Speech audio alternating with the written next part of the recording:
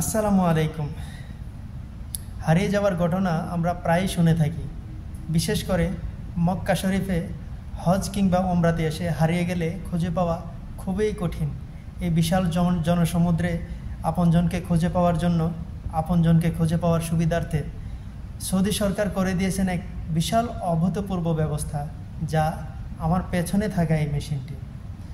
ওমরার শুরুতেই আপনার নাম, আপনার আকামা কিংবা পাসপোর্ট নাম্বার, মোবাইল নাম্বার দিয়ে রেজিস্ট্রেশন করে নেন আপনার সাথে থাকা ছোট্ট বাচ্চাটির নাম। রেজিস্ট্রেশন পরবর্তী মিনিটেই পেয়ে যাবেন কিউআর কোড সম্বলিত একটি বেল্ট। পরিয়ে দেন সেই বেল্টটি আপনার সাথে থাকা বাচ্চাটির হাতে কিংবা বয়োবৃদ্ধ মানুষটির হাতে, যার নামে আপনি রেজিস্ট্রেশন সম্পন্ন করেছেন।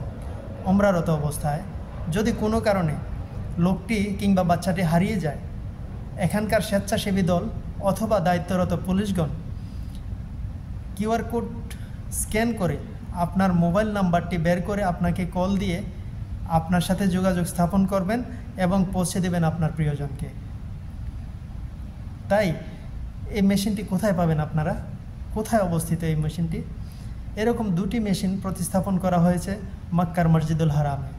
একটি কিং ফাহাদ গেটের ভিতরে, অন্যটি কিং আব্দুল আজিজ গেটের মাতাফ শুরু হওয়ার আগে, মাতাফে নামার আগে এসকেলেটরের শুরুর ডান পাশেই, এসকেলেটর যেখান থেকে শুরু হয় তার ডান পাশে এই মেশিনটি অবস্থিত।